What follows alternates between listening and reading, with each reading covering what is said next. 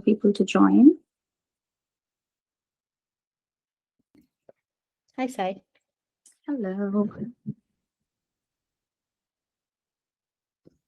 I hope our audio is clear. Please do let us know if you're having any kind of difficulty at any point.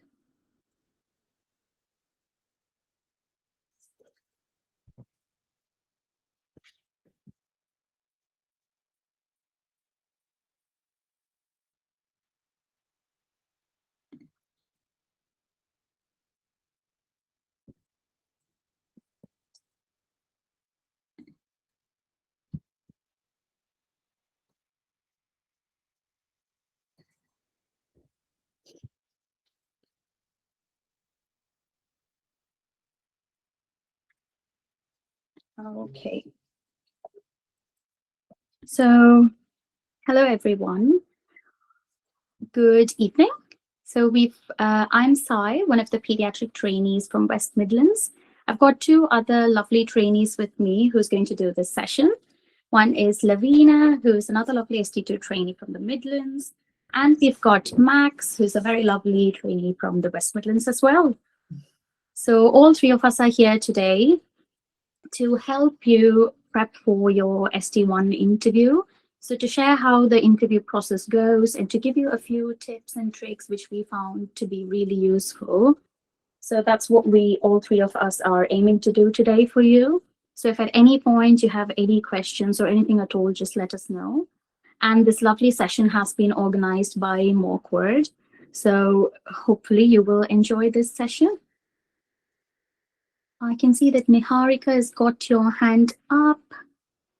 Yeah, hi. I'm sorry, I'm on call actually. So I just wanted to know if this session is going to be recorded and how we can access the recording. I think it's being recorded, so the admin will send a message in the chat box. He says it is. He's saying that link will be provided. Yes. Okay, and will the link, sorry, last question, will the link be provided on the same group chat that this session was, the link for this session was given on? He's replied as email, so you'll get it in your email. Sorry, thank you so much. Thank you guys. Okay. Lovely. Hope you have a good on-call shift. So yes, today's session. So I'll just give you a rough summary of how the next 1 hour would be going, and then we can get to it. So we'll just give you a summary, a structure of how the stations will be going in your ST1 interview, and then we'll go through the scoring system and give you a few tips on how each of these stations will be scored and how you can answer them as well. See what works for you, see what suits you best, and you can always jot down points and you can always ask us questions. So I'll just check with Max. Max, is it okay if we just start and just give a little summary, and do you want to take it after that? Yeah, sure, go for it. That'll be okay? Okay. So Lavina, can you share the slides, please? Yep, I'm going to try doing that now. Let's just see if that works. It's my first time using Google Meets. And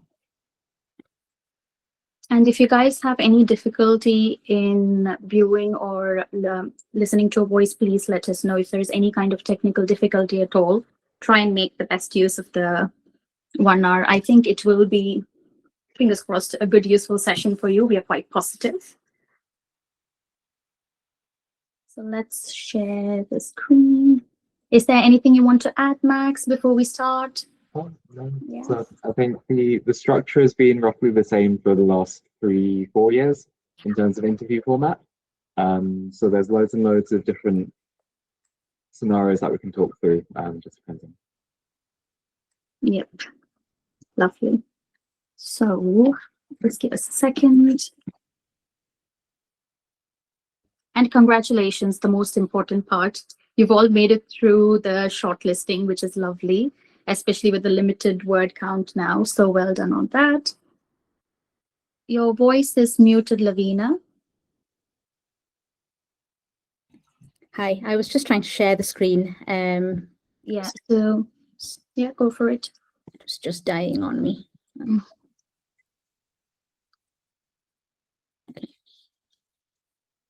she's prepared cute slides, guys. So just a second with Canva. Let's see if we can get it up. If not, we'll get a start. And once we share, we could just skim through that with you. Sai, Is it not? it's giving me a bit of a headache sharing this. Can I send it to you and can you open it from your end, Tor? Yeah, I could do that. Yeah. That'd be good. Let me just. Sorry about that, guys. Let me see if I can open it from my end. I've got it in my email.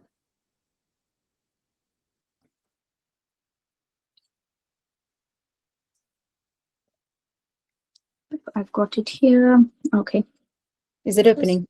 Yeah, I'm just sharing my screen. Okay.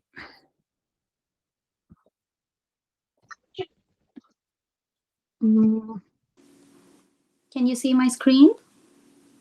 Yeah. Perfect. So yes, thanks Lavina for creating these lovely slides.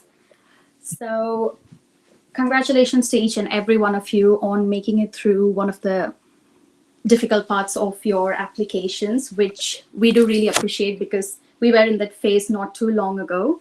So we'll just go through the structure with you of the exam. So you might have read this from the RCPCH website as well, but this is just to summarize it again. And all this information will be available for you to download as well from the RCPCH website with regards to the tips and the structure of the interview. So this, you will get a link in advance and for the interview, and they will request you to test whether the laptop or the computer that you're joining from is working well and has a camera and an audio device. So please do ensure that you have good internet prior to the interview when you start, and decide which system you want to do it with. So the structure as such, so it's for 40 to 45 minutes and you've got 4 stations. So each of these stations, you've got 10 minutes to answer your questions for each of the station. And these 4 stations are what we've mentioned below. One is career motivation, one is communication, one is clinical reasoning, and reflective practice. So the order as such depends on the day, but these are the 4 broad criteria, like the questioning aspects, which they resort to. The one thing to remember is in the communication station, the total time would kind of be 15 minutes, because the first 5 minutes, what they do is they will share their screen where you can see the question. So in that 5 minutes, you will be able to read the question that they've given to you. And once the 5-minute timer is up, you will be able to see the timer on your screen as well. Once the timer is up, that question will just disappear and you will be facing your role play person, who's acting in that case as the parent's family member or usually the patient's parents. So they will be there. So that's the only difference in these. Otherwise, it's all 10 minutes for your answers. You will have 2 assessors. So they are going to be the people who are scoring you on each of this. And each station as such has 40 marks. So in your total 4 stations, it's a total of 160 is the score. And there are 2 assessors per station. So they will give 20, score you out of 20 per station. And if there are more people who are present as well that you're able to see in the screen, sometimes you'll be able to see your interviewers and sometimes you might not. Like in the communication station, you'll be seeing your role play person. But no matter how many people are around, at the end of the day, there are 2 of them who are scoring you. They've got their scoring criteria and they will be marking you. And you will get a copy of your score sheet as well in your email, but that will be on a later on date. It wouldn't be relatively closer. So these are the 4 stations as such. I'll just give you like a little update about the first 2 stations, and then Lavina will give you a little update about the last 2 stations, and then Max will go through with the interview pattern with you as well in detail. So career motivation, I think this is one of the questions where there's a lot of scope to prepare quite well in advance. So the primary idea behind this career motivation question is that they really want to see what makes you as a candidate suited best to the pediatric specialty. So they want to hear it from you in your own words about how committed you are to the specialty And you can always add in examples which you have already used in your application as such, because they do not have a copy of what you've written in your application, which has put you through the shortlisting process to reach this point. So you can always use those examples and further build upon that. It's for 10 minutes as such. So the kind of questions you can expect here would be something along the lines of, what makes you suited best for a career in pediatrics? Or why pediatrics? Like, why did you choose pediatrics? Yeah. Sorry, Sai. Someone said that the slides are not being shared. Can we just double check with everyone if that's the case with the majority? Okay. So if you see. Can they see the slides? You can, you can't. So some of them can and some of them can't, is it? Yeah. That's strange, isn't it? Majority seem to be able to see. Okay. So if you want the same points, so these are all taken from RCPCH website. So if you just Google RCPCH interview guidance, you will get a PDF, and in that PDF, they've gone through multiple aspects. It's a relatively reasonably sized PDF. So you'll be able to get all of this information from that as well, if at all you're having a bit of difficulty in seeing the slides. Sorry about that. We'll send the link for that towards the end as well. Yeah, we'll put it in the chat box. Yeah. So yes, the kind of questions you can expect is, what makes you suited for a career in pediatrics? Why pediatrics, or why did you choose this specialty?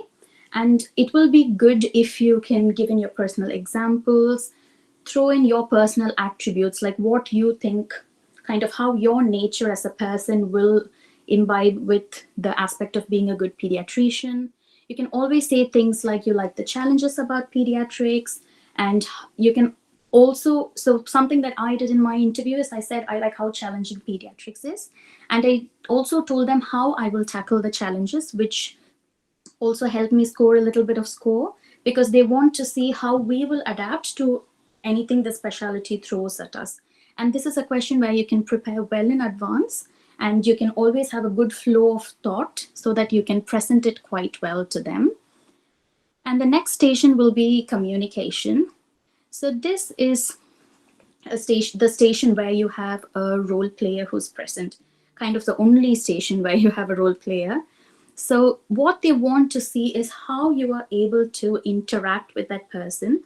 And we should always bear in mind that there can be different emotions coming from the role player.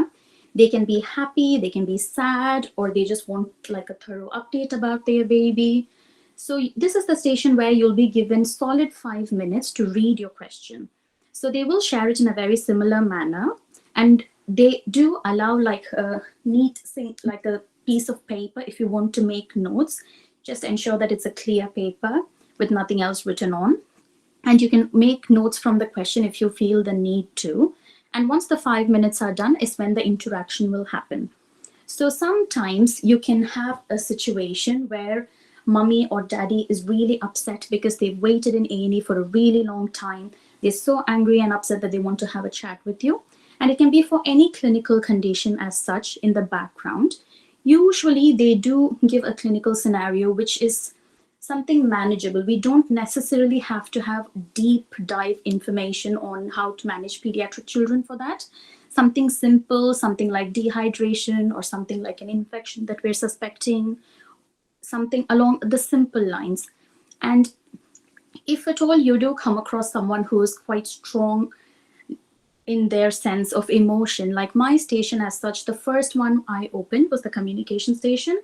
And it was a mom who was really upset with the care provider, that the first thing when I started my interview was a mom shouting at me. That's literally how it started. And that was the very first time I sat for the interview. But I think what really helped was just staying calm, apologizing multiple times, and trying to reason with this, find out what's happening with them. So some examples of questions would be a clinically, mildly dehydrated child has been waiting in A&E for a really long time, and mommy is really upset that she doesn't know the plan.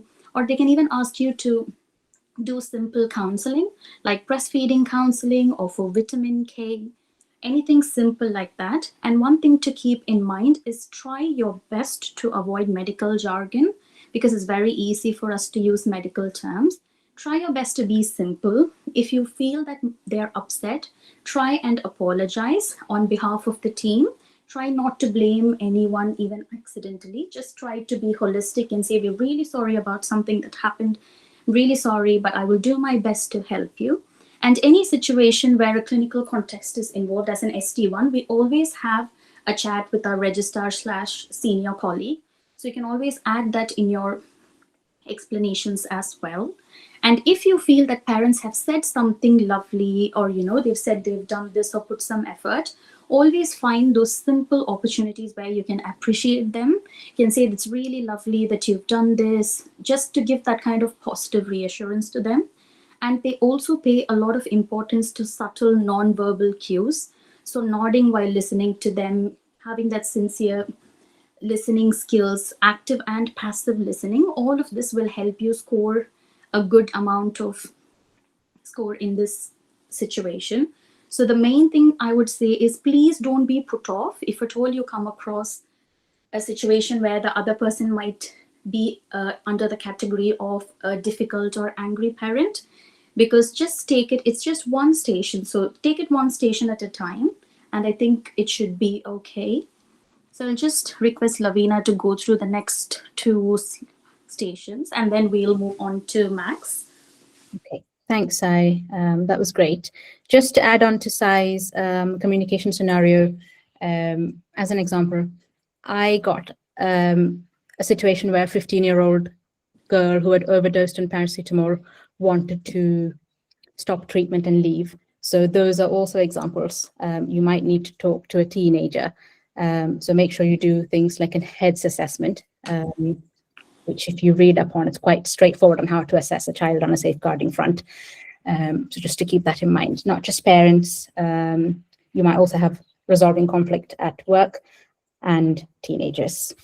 Just to put that out there as an example from my end. Right, so coming to clinical reasoning. This was my favorite station because this is what we're most used to doing at that point as an SHO. So most important thing to remember is that it's natural for you to feel stressed as to, oh, will I be able to manage a pediatric situation? But your examiners and the RCPCH are well aware that most of you applying will be at an FY2 or equivalent level. Some of you might have some more pediatric reasoning, pediatric experience, but they're going to take into account the majority. So their aim is to make it fair and answerable for all of you. And what they're looking for is not a super rounded knowledge of pediatrics. It's to see if you're a safe and reliable doctor. Okay, so answer these questions as yourself. If that's the experience you've got, what would you do in real life? You would escalate questions that you don't know, questions that you're unsure of, and any concerns. So that is how you approach this. So what do we do if given a clinical scenario? Take a nice deep breath. Again, handle this how you would in real life. You're at best in your SHO. Take it A to E. So A before B before C. Fix things as you go. If you feel worried, say that you will escalate. Now, escalation can be a simple bleep to your registrar, depending on what you're dealing with. It may be a crash call. So know when to put it. So that's what makes you a safe doctor. You're not expected to know everything. A few other tips to think about. Never ever forget the family. Always try to include them in the child's care. Always make sure that you update them depending on what your scenario is. And it's also useful to remember paracetamol. My case involved a child in quite significant pain. It's quite important to remember the basics of managing this child. Now, what kind of situations can come up? Again, because they want to be able to assess you fairly, they will give you scenarios where you can transfer your skills from an adult world. So think sepsis, think asthma, think type 1 diabetes, DKA, bronchiolitis. They won't be difficult scenarios.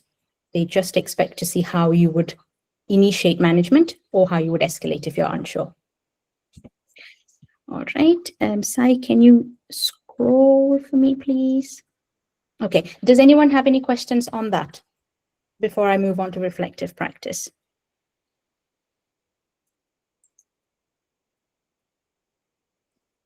Okay. Haya, what was your question? When you're doing the A to E, will they give you results as you go along, or are you just supposed to talk through your A to E? So I actually asked for results, or I actually asked them, would you be telling me as I ask each part of that examination? On my one, I believe they just said, just tell us how you would assess. So there was no results, but they may choose to give you some results. They may choose to tell you at A that this is how the baby is or the child is. So you can answer based on that. Or most often they just want to see that you've used that approach. Yeah, I think I will echo that answer as well. In mine, I had a case of anaphylactic shock. So they gave me the background of the case and I had to find the diagnosis, which was quite straightforward for me. So they did not give me any details as such. So I had to voice out even things which sound very simple. I had to say proper airway, breathing, simple things. I will put on a mask, this much oxygen. They didn't tell me the SAPs improved or the blood pressure improved, no.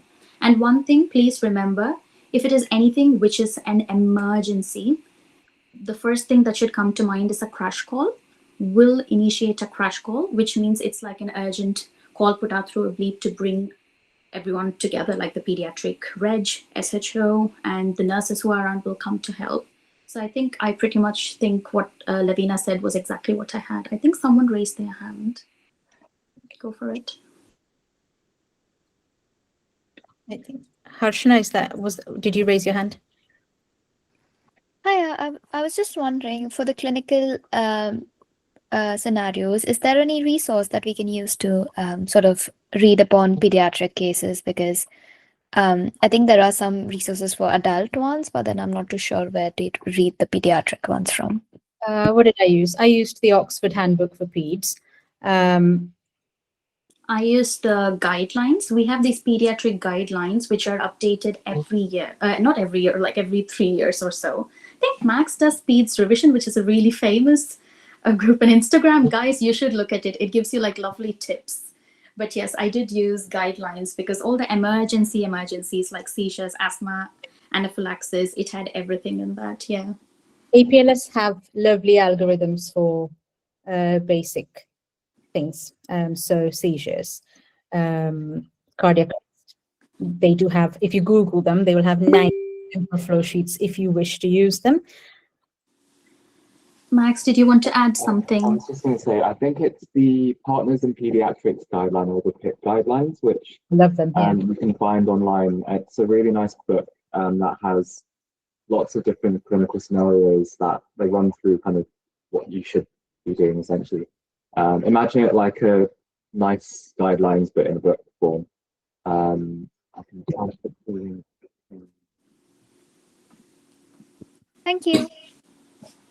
Sorry, I wanted to ask before you move on, is there a way you could just put on the chat box, these, I didn't get what you said, Lavina, APNS or what, I didn't get it very clearly. So if there's a way it could just be put on the chat box so that we could just, be able to assess it clearly, please. Yeah, let me just do that now. Thank you. Yeah. Same thing with the one Max mentioned. Yeah. Thank you. Just trying to find the chat. I'll put that in there, Max, don't worry. And Sai, which was the one that you mentioned?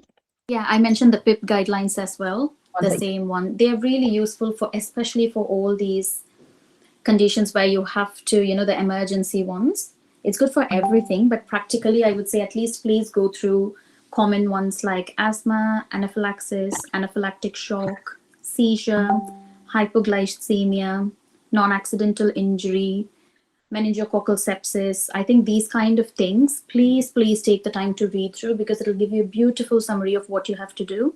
And if you do those and involve your registrar, I think it'll be a good start to get a really good score for these, at least common conditions. Yeah. And on most cases, never forget things like glucose. Never forget sepsis as a different. Those are like buzzwords. So Don't forget those. Not so important that you diagnose exactly what's going on. It's more important that you initiate management. Again, escalate safely. If you don't know, you don't know. Be confident and say, you don't know. You will look up a guideline. You will go to your registrar. You will escalate. Okay. So moving on to the next or the last domain, not necessarily in that order, is reflective practice. So this is also a station you can prepare really, really well beforehand. It usually comes across, they might say, describe a significant clinical event. Now, this can be an event that went quite well or didn't go too well.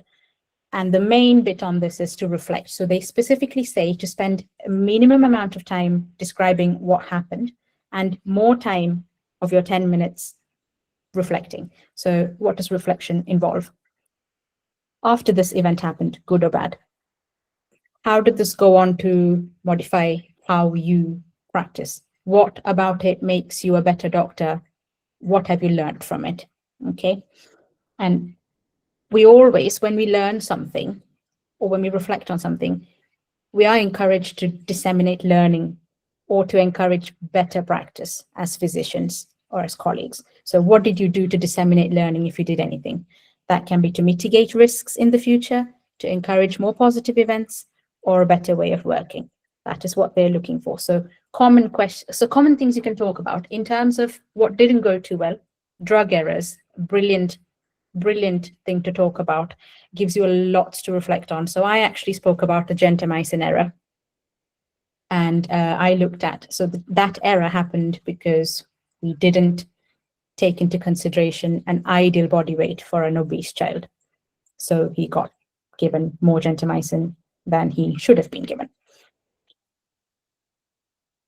I mentioned what my reflection on it was, what my learning on it was, and reflection on it is individual, so I don't need to share that here. But for example, a learning or what I did to make things better is I did a poster on gentamicin prescribing. I did education on gentamicin prescribing, especially for the junior colleagues. And that is how I tried to disseminate learning and mitigate risk. That is one example. Things that could have gone, things that went well. So you noticed a way of working or teamwork skills that were excellent, and this is something you want to learn from. You were, for example, at a resus, you don't have to be, but at a resus where you observed that things flowed well, something was handled extremely well, and this is something that you reflected on and learned something from.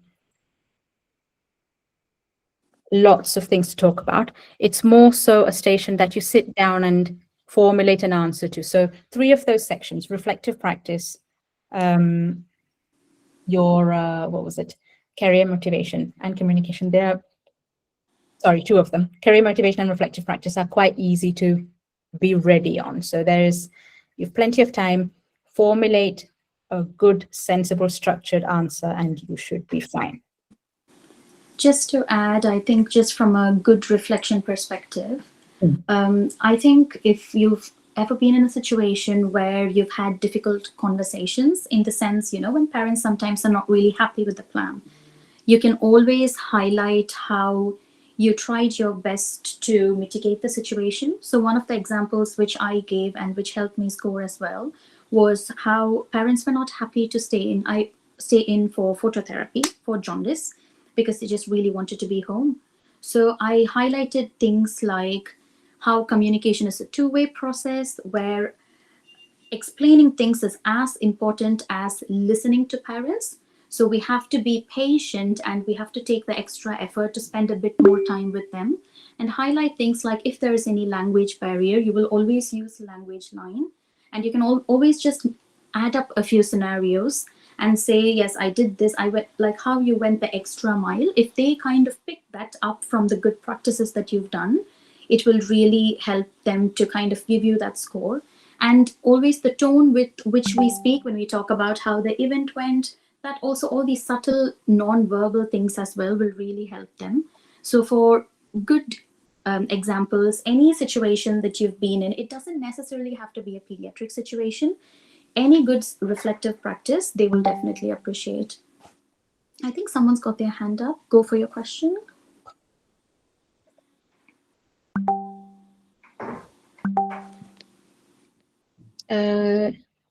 Should you prep an answer that takes the full amount of time, or should we expect follow-up questions? I think your focus should be on a well-rounded answer. If they have any more, so I ended up finishing most of my stations before 10 minutes.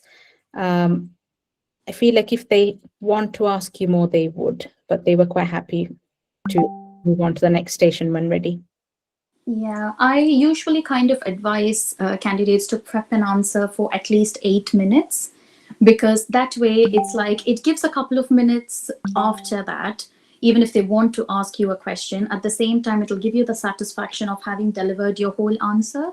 So anywhere between 7-8 minutes. But realistically speaking, we can all be picky about times and prep, but sometimes, you know, we might get carried away. We might want to add a little bit or two information. So go with the flow. Do not restrict yourself to just what you've prepared. If something on the spot comes up to your mind, you want to tell them, like, I forgot that I was nominated for an award and got it from a neonatal team.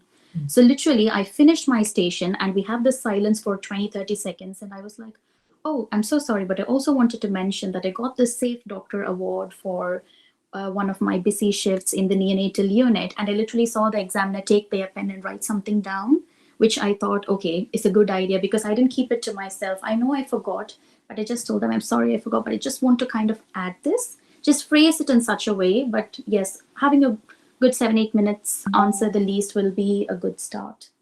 Yeah. So, so I'm also someone who's likely to forget nice things to say about myself, let's say, which is why I think having a good structure. So if you can prepare some of these, I to be honest, apart from the communication and the clinical reasoning, the others you can prep to a massive degree really, really well. So have a good beginning, a middle bit, and an end. And the main thing with interviews is for you to rehearse them. There is no way you are expected to be perfect in a 10-minute time slot facing consultants for the first time. So sit in front of a mirror, sit in front of a friend, sit in front of a friendly consultant, rehearse, rehearse, rehearse, rehearse. And oftentimes when you do practice interviews, people who know you as well, they'll be able to pick out things that you might have forgotten about yourself. They might be able to remind you. So some of my friends who are also PEDS trainees then, were like, Lavina, you've done this. Make sure you mention this. So people outside of you will also have a good insight on how you've done. So prepare, prepare, prepare. That is how you have to face interviews. Coming on to a few general tips, again, in that direction. Main thing is be yourself. So I did say rehearse, but rehearse in the beginning, rehearse regularly. Once you're comfortable, you will be able to bring a bit more of yourself in there without freaking out. So what you want to bring is how passionate you're about doing PEDS.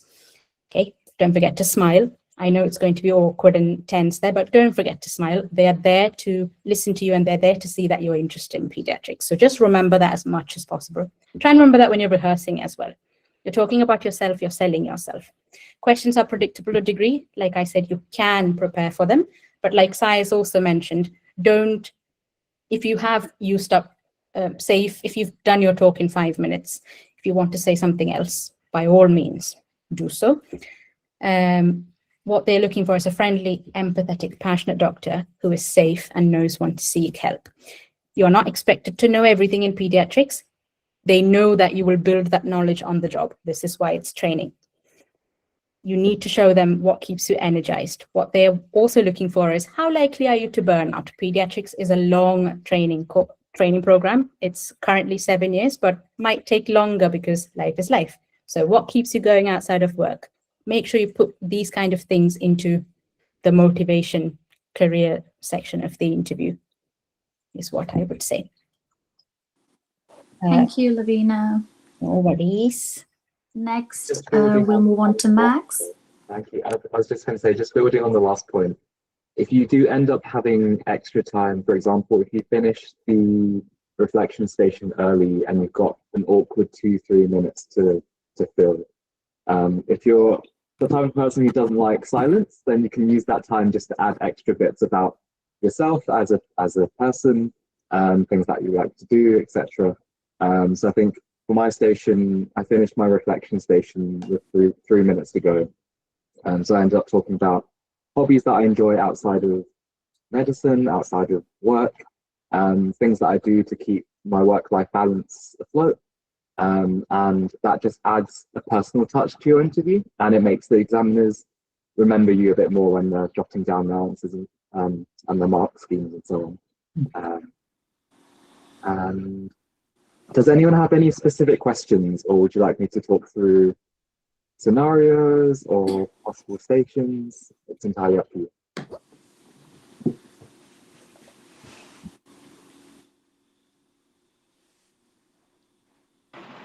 Yeah, I have a question, please. Thank you very much, Lavina and Sai. Thank you for the organizers of the program. So, my question is this: in the reflective practice, would you have to focus on just one, both the reflective practice and the career motivation? Would you have to focus on just one angle, or you can bring different scenarios into the mix just to vary your answers a bit? I think, I mean, once I say this, Max and Sai, do feel free to chip in, but I think for the purpose of making things simple on yourself, focus on one good event that you've reflected on, whether it was something that went well or something that went badly. Focus on one event, because you have 10 minutes. It can get a bit messy when you mix different situations up. So I would rather you focus on one really clearly and really well. Yeah, I'd completely agree with that. In that sense, if you focus on one thing, you'll be able to go through your full reflective cycle and showcase to the examiners that you can do a full reflection cycle. And it makes it easier for you to focus on things that you've learned. Occasionally, if there's something linked to that event, you can then mention it later on, but try to focus on one thing. You can because you'll always have to spend a few minutes, or at least a minute or two, explaining the scenario as such. You want to give some context to what you're reflecting on, isn't it? So if you want to talk about different things, sometimes it can be very challenging with the 10-minute slot you have. So if you feel like you want to highlight a bit more, in the primary scenario you're giving, you can throw in a point or two which makes it sound like you've put in a bit more effort. Like, clarify your background, give them some context on what situation you're going to be talking about, and just talk about it in detail. As fancy as this interview process might sound, they're looking for beautiful, simple things with clarity. That is all they want. Their scoring criteria is quite straightforward. So as long as we do not overthink and do it, we'll be absolutely fine. So I think, yes, I think all three of us have kind of tuned in to give one example and kind of go with it. But that's what I think, yes, will suit best. And there is a question. Yeah, thank you, Max, for answering that. Anyone else with any questions? Guys, make best use of Max. I've heard so much about how good he is. So please just spam your questions. Lavina and I are at ST2 level. Max is almost reg level now. So you guys should make best use, go for it. Or we could request him to kind of go through scenarios with you, if that's all right. Oh, someone's joined in late. Please, what's a reflecting cycle? Oh, sorry. Favor, is that you? So we were just saying reflection scenario is usually something that went well, didn't go so well. It might not be something that you've encountered. You could have observed an event, good or bad. It's about your reflection on it. So how that made you feel, what you did in that event. For example, if you've made a drug prescribing error, what you did to mitigate the immediate problems. So stopping the medication, informing the family. If it's a duty of candor, how you carried it out. And then reflecting on how that modified your practice. So how this reflection makes you a better doctor, how this makes your practice better, and what you did to minimize risk for the future for your colleagues. If that's, for example, a drug prescribing error, what you did, or if something's gone really, really well, what you did to motivate people to carry out excellent behavior. Did you grade tick someone? Did you compliment a colleague? Did you raise it to a wider team so that they appreciated? Did you boost morale? Things like that. So less time describing the case, a couple of minutes, and then majority of your time on your reflection on how you went about it. Yes, there are mock sessions. So if you go to MockWord, they've got an Instagram page and they've got a website as well.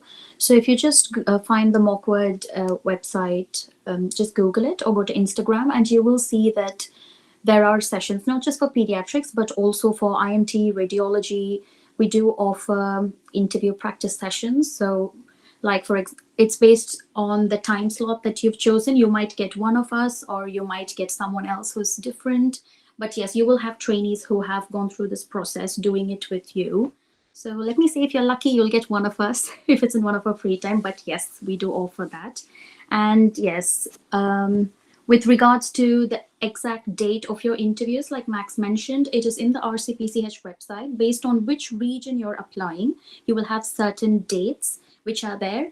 The one most important tip I would say is, guys, the second you get your email that you have got it, like I hope you've all got like a good slot.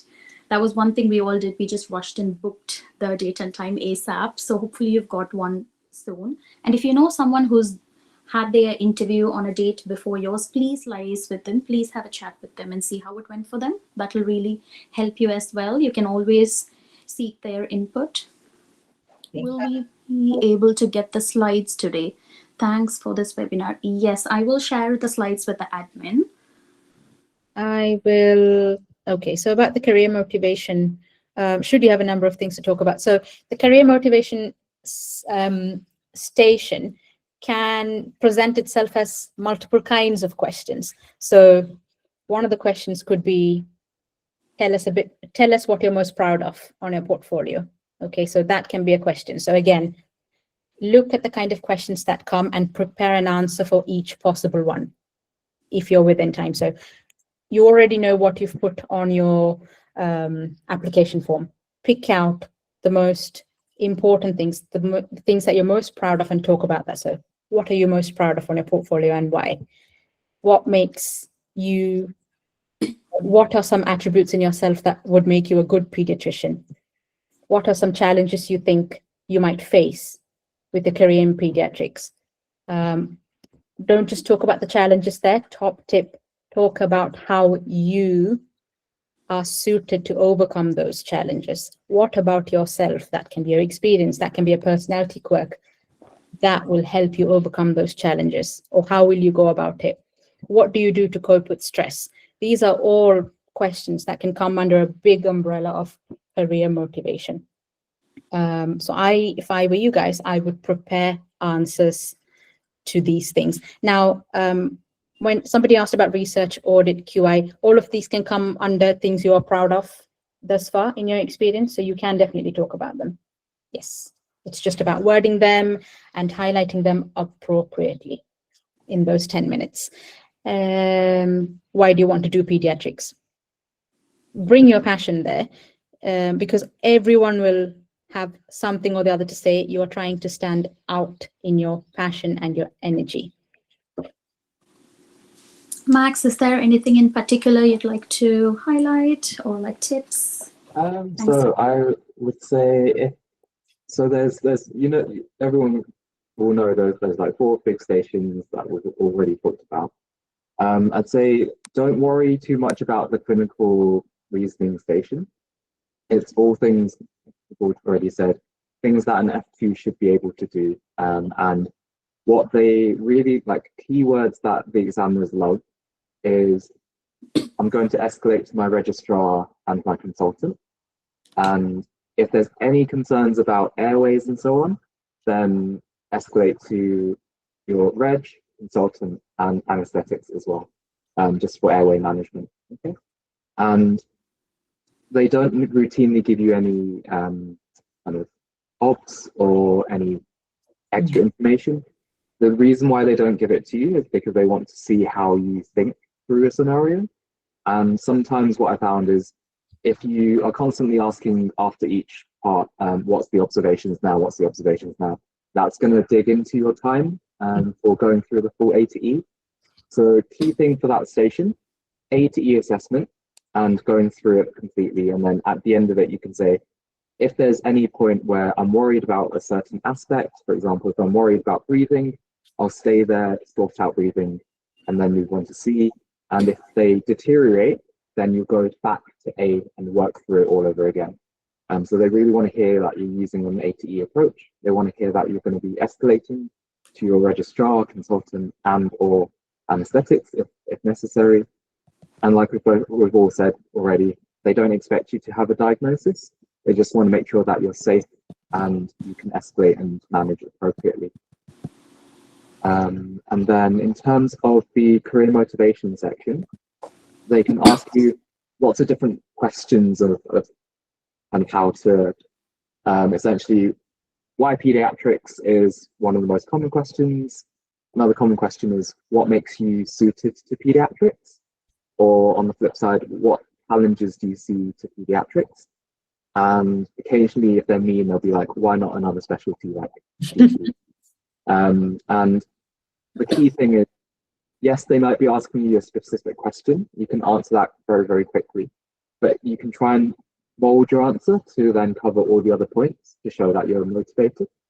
So one structure that I noted down for my own interview is, regardless of what question they ask me, I'm going to cover 5 key points. So my 5 key points were why I want to do pediatrics, what makes me suited to pediatrics, what skills or expertise have I developed, what experiences have I had, what are my personal achievements, and then try to summarize really, really succinctly in like less than a minute, right at the end.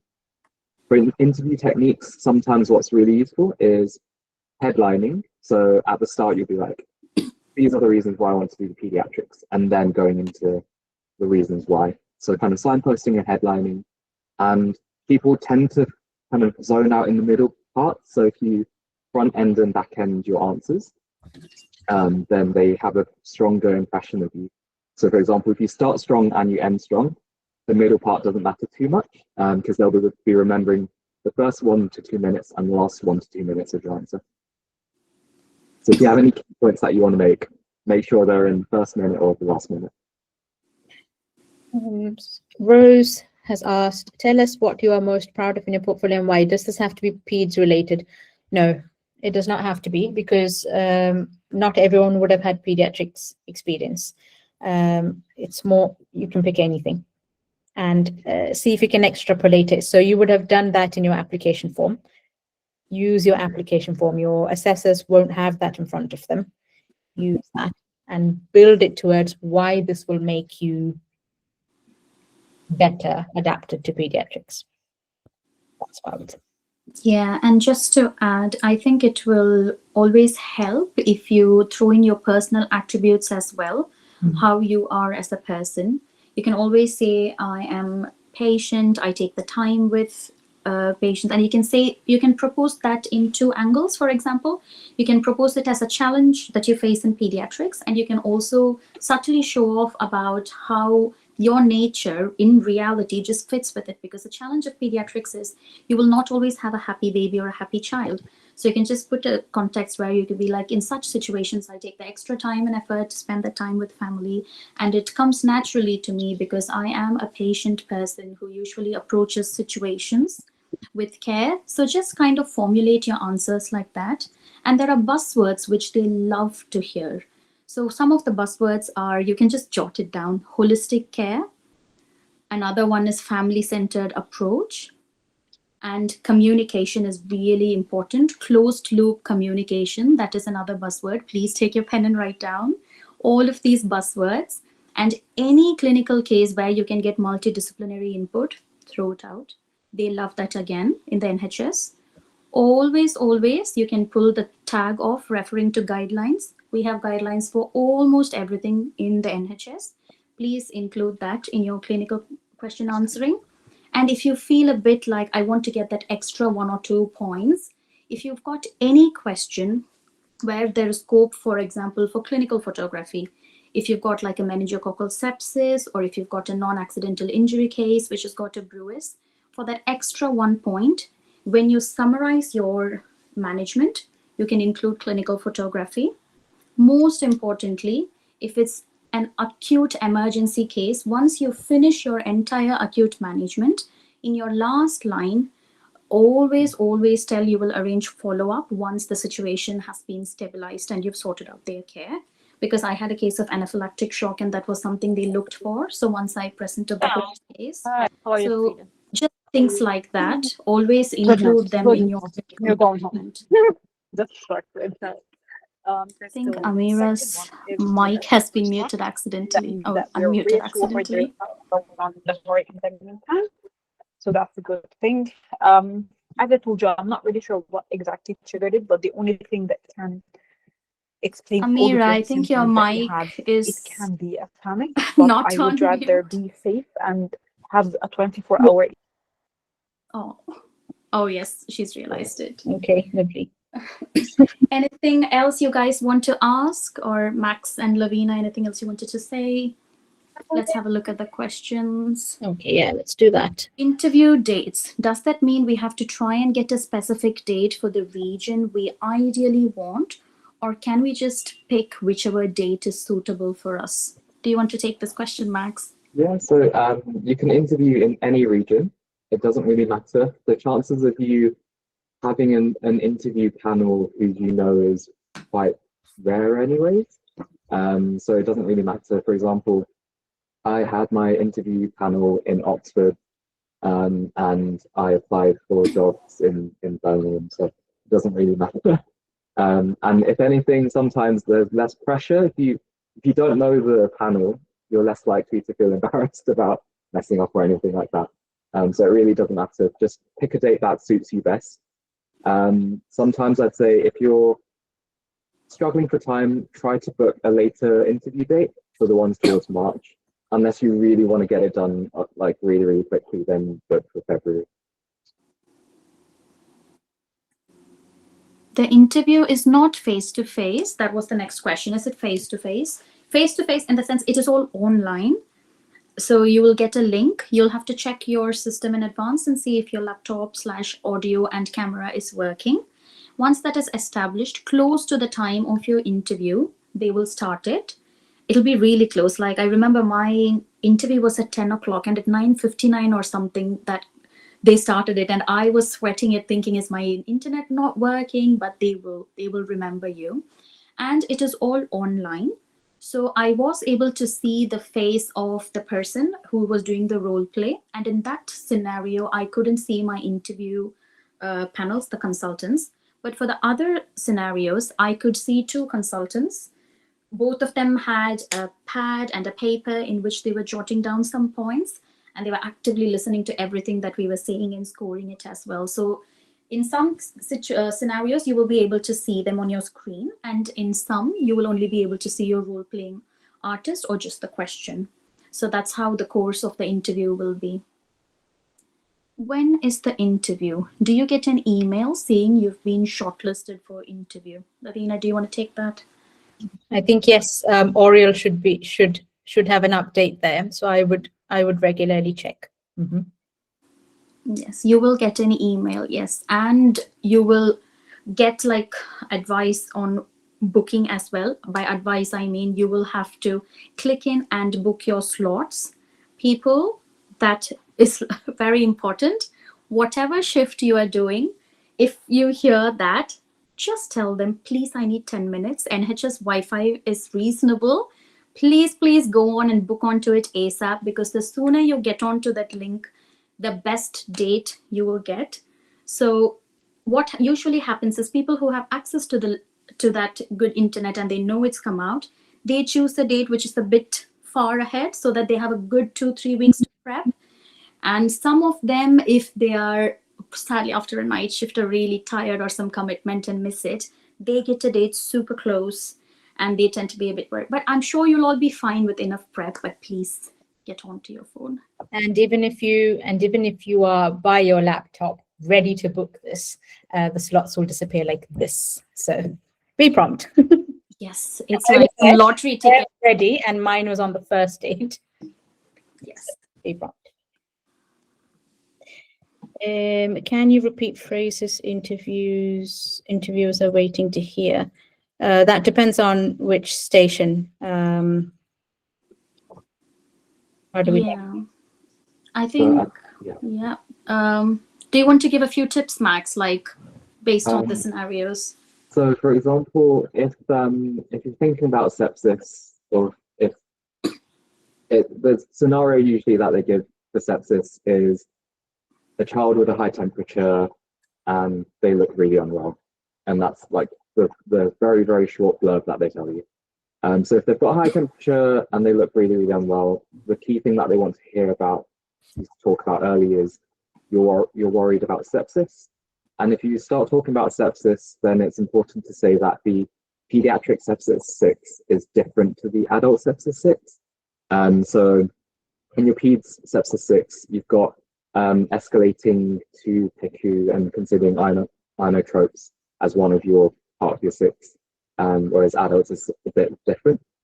So have a look through your peds sepsis 6 to make sure that you're familiar with it. If they're thinking about things like, if the scenario is suggesting they've got a non-blanching rash, then you need to think about meningococcal sepsis and meningitis as well. And think about things like a meningococcal PCR as a key phrase that they would probably want to hear. If it's things like DKA, so patients come in really drowsy and they've got a fruity smelling breath, then you need to talk about DKA, and with DKA management, you need to talk about fluids, you need to talk about insulin, and you need to talk about monitoring as well and stabilizing them, ideally in like an HG system until they're stable, and then testing afterwards as well. Causes of it. Usually they're unwell with something else at the same time, so you'd probably want to cover for infection. If it's like NAI as a station for the clinical reasoning bit, then you want to mention that you'd like to have a chat with your registrar and your consultant, because as an F2, you're not expected to do the full child protection medical. They just want you to recognize that there could be a non-accidental injury, and that you would escalate to your seniors appropriately so that they can take it further. So things like that. It really depends on the station. There's loads of different trigger words or buzzwords that they like hearing, but the key thing across all the stations is that they want to hear that you're using an A to E approach. They want to hear that you're escalating appropriately to your registrar and consultant. They want to hear that you'll use things like closed loop communication to make sure that messages are conveyed appropriately. Towards the end of your station, you can also mention that you'd like to use an S-bar to hand over to your registrar or your consultant to make sure that things are communicated properly. One thing I think might be good from our end sharing is I can, for each of the section, I can read out some common comments they've given me in my feedback, so you know that this is important that they do pick up on it. So on the communication, they did mention quite friendly, quite warm, quite pleasant, quite empathetic, really good non-verbal communication. So like we said, these are the things that we're jotting down on my feedback. Motivation, they've said, comes across clearly enthusiastic, warm and friendly, smiling. So seems quite simple, but those are the comments that they do put and that they do value. So I've said, do all of those things. Reflective practice, kept description of event brief, focused more on reflection. Yes. Clear examples of reflective practice, clear examples of how she would modify things going forward, things like that. And then clinical thinking and reasoning. So particular ones that I liked that you mentioned was involved nursing staff early and got their help, went back to family to update them. Prompt mention of analgesia. Appropriate consideration of differentials, but that's not so important. But you guys can see that everything me, Max, and Sai have touched on these scenarios, what they have picked and commented as done well on. And I scored fairly high on those. So I would say, if you do those things, you should be okay. Thank you, Lavina and Max. Yeah, just to sort of highlighting a few more things from that aspect. Like they mentioned, what they want you to say is clearly vocalize what you are thinking. So when you say, I'm looking if the airway is patent, I'm saying if I say hello, the child is talking back, or is there something in their mouth? Something as simple for breathing as, I will request the nurse who's standing to put on a saturation probe and connect to the monitor. It is important because practically we don't really have to voice it out to everyone, because our nurses, especially in level 2, level 3 centers, are really good. They would do all of it. But from an exam perspective, imagine all they know is this 10 minutes of you. So they want to know what all you will do. So in my case, I said, I will request the nurse to put out a crash call, the first thing, because it's an anaphylactic shock. Then I said, I will request her for breathing. I said to put on a SATS probe and connect it to a monitor. And I also wanted a BP cuff. So simple things, attach a mask with 15 liters, non-rebreathing mask, every simple thing, voice it out. And always, always remember, once you have sorted out the acute things, only after that move to the later aspects, like but important things like I mentioned about the follow-up and simple things in anaphylaxis. You have to cross out the drug chart. Yeah, that's very simple. I know you will all do it in reality, but you have to voice it out. And you have to voice it out. I will ensure that from now on that person has a bracelet which says they are allergic to it. They have it on their system, in their electronic records, all these simple things, because I'm sure you will ace the acute management, because you will go through your guidelines, you will go through your notes, but all these acute things like escalation to HDU, and if they say you're in a level 1 center, that means you might not have a HDU. So just say, I will liaise with the registrar and see if we can escalate to HDU. Simple things like that. And one of them asked about a few key phrases. I think a few things which Max and Lavina mentioned and we were talking is phrases like holistic care when you talk about your why pediatrics, and in any clinical case, closed loop communication. That is something they love to hear. That is the key word. And patient-centered approach, family-centered approach. Those are the kind of words they like to listen. And any case or any situation where there is opportunity for you to use multidisciplinary input, please say, I will seek multidisciplinary input. And when you talk about yourself, for example, what makes you suited best to pediatrics, you can always say my multi-source feedback. In my feedback, they mention these points, like all the lovely things they mentioned about you. You can always tell that as well. So these kind of words really helps. I think one of them have posted a question about post-DKA stabilization, like to be aware of situations which would crop up beyond A to E. Do you have any experience on this? Or advice on how to prep for things like post-DKA stabilization, or important things to do for meningitis after they've been stabilized. Max, do you want to take this? Yeah, so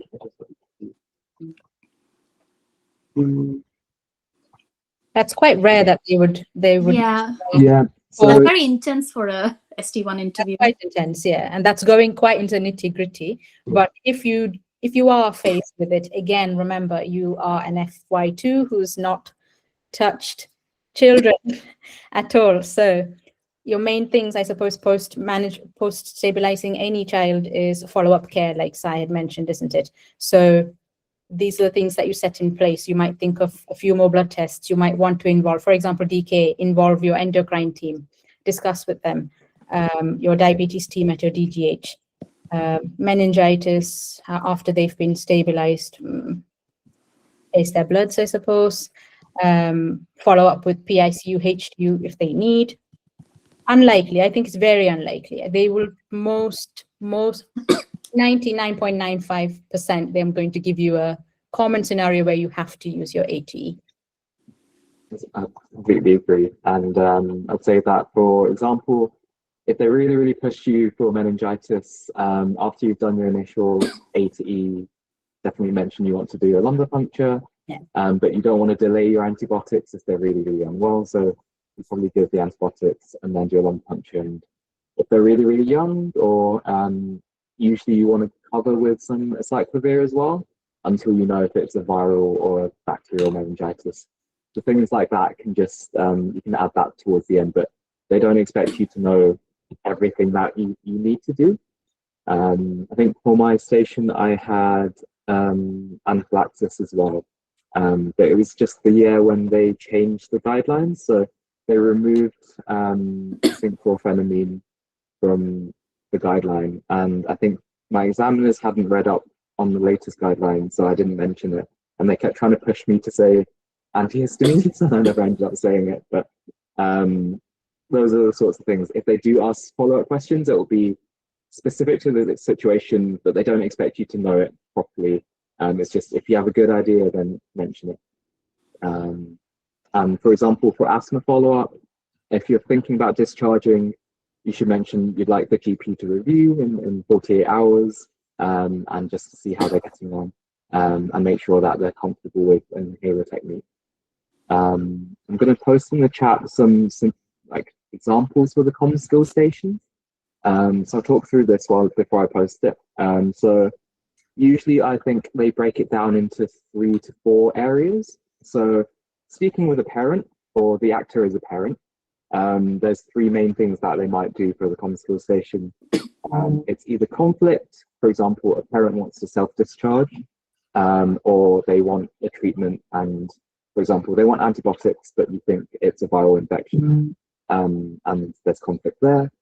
Or they're asking you to explain something to a parent. So if a kid has come in with asthma or bronchiolitis or something common, they want you to explain that condition to them. Or addressing concerns. For example, a parent's really, really worried that their child is going to die, but they've had a full assessment and the registrar thinks that they're safe for discharge. You just need to address their concerns. And in those stations, when it's addressing concerns, you really need to keep asking the actor, what's your main concerns? How can we help you? I can see that you're distressed and not happy with the situation. Can you tell me a little bit more about this? How can we help? Because they usually have a tiny prompt on the actor section being like, they want the candidate to ask a few times before they give the information away. So if you ask once and then they just dismiss you, try asking again in a slightly different way, just to make sure you get the information. Because if you don't end up getting the key concern, they mark you down on that station, because that's one of the main things that they want you to do in the common skills station. The second thing is if the actor is acting as a teenager, it can be conflicts. So teenagers don't want to engage with treatment, and you need to explain to them why treatment is important. So one example station is a kid with cystic fibrosis used to really engage with their therapies and used to take their medications regularly, but they've come into clinic really, really unwell, and you need to find out why they don't want to take their medications anymore. And usually it's things like they might be bullied at school, they might think that it's not cool to take medications at school, and you need to kind of talk to them and explain to them it's really important that they do take their medications, otherwise they're going to get really unwell, they won't grow as much if they're really, really unwell, and so on. Another thing is explaining treatments. So teenagers with asthma, you might be asked to explain inhaler technique to them, and also to kids or to parents. So please, if you have time, look through inhaler technique YouTube videos. There's, I think, a few which are like 2 minutes. If you basically memorize that 2-minute video, you'll be fine on this station. Another thing for teenagers is confidentiality. So in these scenarios, it'd be things like teenager wants emergency contraception, or they've had underage sex, and you need to kind of explore that confidentiality aspect. And the key thing to say, one of the key buzzwords, is that everything that you do talk about is confidential unless there's a risk of harm to them or to someone else. Then you might need to tell and escalate to someone else. For example, if there's a risk of sexual exploitation or abuse, then you need to tell them we might need to talk to the police if there's any risk. And then last thing, if they are pretending to be a young child, most of the time it's just explaining how to use an inhaler to them. Thank you. I think there's a question about shortlisting. So there is a RCPCH national recruitment timeline for 2026 to 27. Again, they're on the website. It's titled National Recruitment Timeline for 2026-2027, in which they've given a clear timeline on when it opens. So the shortlisting window, the interview invites, interview booking closes, everything is there.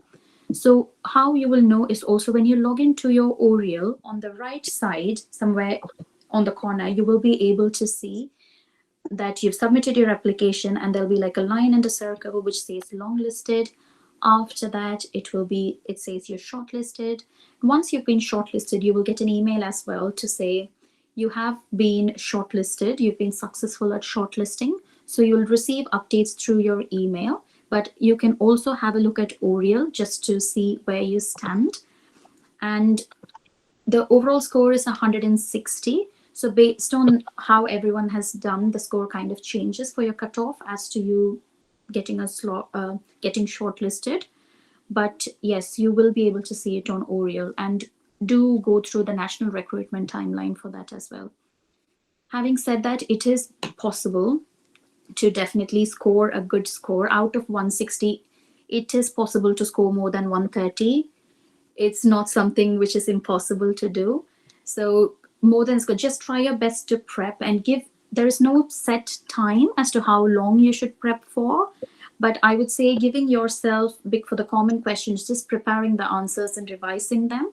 So if you do have the luxury of time and you can give yourself like 3 weeks or so to just kind of write your answers and prep and revise with your friends, your consultants, your registrars, go for it. And always do answer what you feel true to yourself. You will get a lot of feedback, but please incorporate it only if you kind of feel like it suits you. Do not just do it for the sake of it. So one of the things I did is I practiced with a lot of grid trainees, spin trainees, and consultants, and they were able to give feedback. So just answering a few questions. The other thing is with interviews. Now, personally, me, as you can see, I use my hands a lot when I'm talking, and I cannot do this awkward thing of sitting there like this for an interview. So feel free to try and relax yourself, try and be yourself. Obviously, we're not expecting flappy hands and unprofessional behavior, but see what works for you, see what calms you down. It's completely okay to be yourself. Yeah. Just to add, I'd recommend at least one session with someone who genuinely scares you, because that induces stress and it replicates your kind of stressful interview scenario.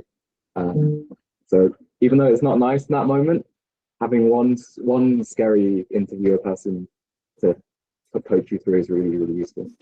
And do not by any means worry about whether the interviewers who you see on screen are smiling at you or not. Interviewers rarely smile. That's across all professions, and that's not a reflection of how you're doing in that moment. They just like to keep a poker face, let's say. So don't use that as an assessment. And one thing that helps is people always recommend you to speak to the camera and not at the screen in front of you. So use that to your advantage. Look at the camera on your laptop and speak into it if that helps. It looks like you're looking at them, but looking at them on your screen. It might help you feel a bit more relaxed. There's a question which says, when would you recommend studying or prep? Yeah, anytime from now, be positive and go for it, just prep. And you will be surprised at how many people offer to do mock interviews with you as well at work. I had the blessing of doing mock interviews with 7 consultants across neonates and pediatrics. All I had to do was open my mouth and ask, could you please do a mock interview with me? And there are so many of them who are welcoming, so many trainees. And you can always book the sessions at MockWords as well online, and you will have someone like us who has been through the process who will help you guide. So you definitely have lots of support. So make best use of it. And hopefully this session was useful for the bunch of you. We're very impressed, guys. We've got 74 people, including us, but yeah, it sounds like a good number. Is there any other question you wanted to ask? Anything at all before we wrap this session up? This is your chance, guys. Go for it. Phrases that can help. For AI, so ChatGPT is a nice tool, sort of, I suppose. What Max is saying is formulate your answers, give it to ChatGPT, and you can give it a prompt, I suppose, refine this for me, or make it more concise. I'm sure it will give you a better structure to it, and see if you want to use it. Or very simple, if you find someone at work who's a really good registrar or consultant, just be like, hi, this is the answer I've prepped. Do you just mind skimming through it for 2 minutes? Because the advantage is their experience and the amount of work they've put into their grid and spin super specialty application. They'll just look at it and throw some words at you and you'll just be like, oh my God, that made it sound so cool. Just take all the input from the people you have. And I think it is like a really good training program. So I wish you all the best. It's a lovely training program. I think all of us are from West Midlands, so we're going to promote West Midlands. Guys, it's a lovely group. So hopefully you all get into the place you want, and we might be colleagues in the future. We never know. Thank you, Max, for joining us. Thank you so much for your tips. And thanks, Lavina. I pulled Lavina into this relatively last minute, but thank you so much. And yes, MockWard, they've been really kind in organizing this for us, isn't it? So we hope it's really useful for you. Anything you guys want to say before we wrap up, Max and Lavina? No. Top tip, have fun when you're preparing for the interview. Put your heart and soul into it. And prep, practice, practice, practice. That's all it is. Interviews are practice and prepared answers. They're never, never, ever just you there expected to answer. Prepare for them. It's very much doable. Good luck, everyone, and I'm sure you'll do absolutely amazingly. Just remember to have fun, because it's technically, it's weird, but it's actually a fun interview. Yeah, it is a fun interview, actually.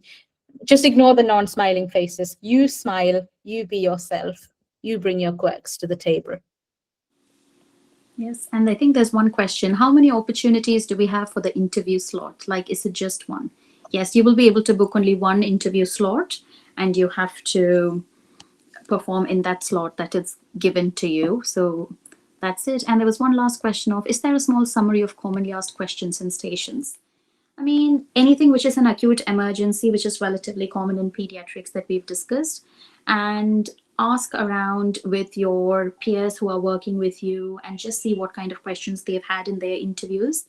Ask people who've done F2, ST1, ST2, that kind of career level. You will not be thrown difficult questions which are asked to ST3, 4 trainees / super specialty trainees. So ask them to see what kind of questions are, because they can ask anything, but it's all about how you present to it with your simple approach.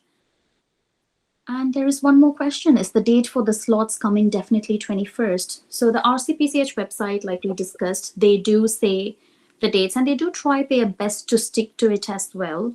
If there is any kind of difference or changes, you will always have that uploaded in their website. So that is your go-to, guys, the RCPCH website. It will have everything that you need.